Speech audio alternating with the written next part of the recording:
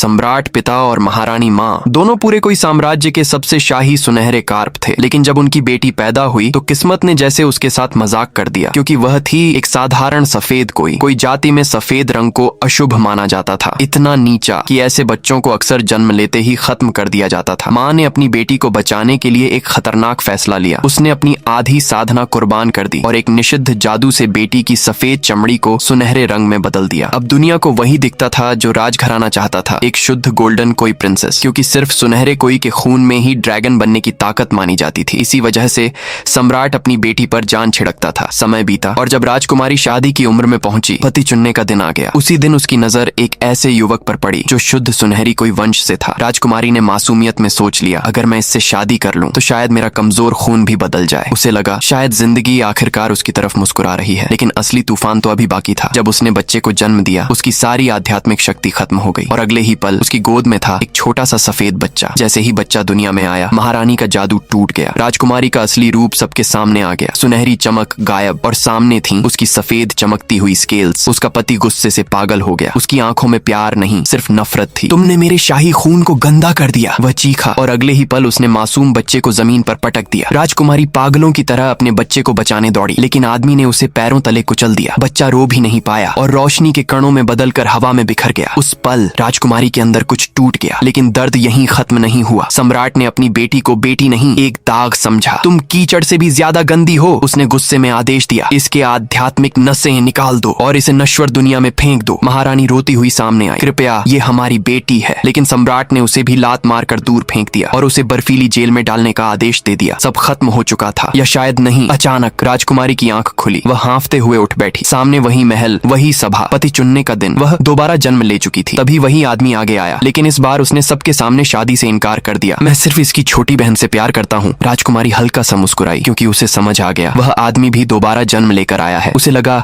इस बार छोटी बहन के साथ रहकर वह अपना भविष्य बदल देगा। लेकिन उसे क्या पता, जिस लड़की को वह शुभ किस्मत समझ रहा था, उसकी चमक बस एक झूठ थी। राजकुमारी ने बिना गुस्सा किए शादी उसी बहन को दे दी। रिलैक्स, मुझे तुम कभी चाहिए ही नहीं थे। उसकी बात सुनकर आदमी आग बबूला हो गया। उसने तुरंत एक डेमन रिवीलिंग मिरर निकाला और जैसे ही आईना उसकी तरफ घूमा, सुनहरा रंग गायब होने लगा। पूरा दरबार सन्न रह गया। सामने थी एक सफेद कोई लड़की, हल्की सुनहरी आंखों के साथ। सम्राट गुस्से से कांप उठा। आज से इसका राजकुमारी वाला दर्जा खत्म। गार्ड्स ने उसे बेरहमी से धक्का देकर नश्वर दुनिया में फेंक दिया। छोटी बहन शाही कपड़ों में उसके पास आई। उसका हेयर पिन पैरों तले कुचल दिया और हंसते हुए बोली, दीदी, तुम्हारी जगह अब मेरी है। दर्द से भरी आंखों के साथ वह उठी, टूटा हुआ हेयर पिन मुट्ठी में दबाया और अकेली चल पड़ी। तभी उसे चाबुक की आवाज सुनाई दी। एक व्यापारी लोहे के पिंजरे में बंद लड़के को मार रहा था। बेकार कचरा, तेरे किसी काम का नहीं। राजकुमारी की नजर लड़के पर पड़ी और उसका दिल अजीब सा धड़क उठा। उस लड़के के अंदर एक बेहद शुद्ध ऊर्जा थी। वह आगे बढ़ी। इसे छोड़ दो। व्यापारी हंस पड़ा। तुम एक गिरी हुई लड़की खरीदोगी इसे? राजकुमारी ने बिना कुछ कहे टूटा हुआ हेयर पिन आगे कर दिया। हेयर पिन देखते ही व्यापारी का चेहरा बदल गया। कुछ ही देर बाद वह लड़के को लेकर एक अंधेरे कमरे में पहुंची, लेकिन लड़के ने उसे धक्का दे दिया। मेरे लिए अपनी चीजें बर्बाद मत करो। राजकुमारी ने उसका चेहरा ऊपर उठाया और अपनी उंगली काटकर खून उसके माथे पर लगा दिया। लेकिन तभी उसकी उंगली लड़के के सीने को छू गई। वह अचानक जम गई, क्योंकि उसके अंदर छिपी थी वो असली ड्रैगन डिवाइन वैन, जिसे चारों समुद्र सदियों से ढूंढ रहे थे। लेकिन खतरा पीछे पीछे आ चुका था। लड़के का पीछा करने वाले लोग उन तक पहुंच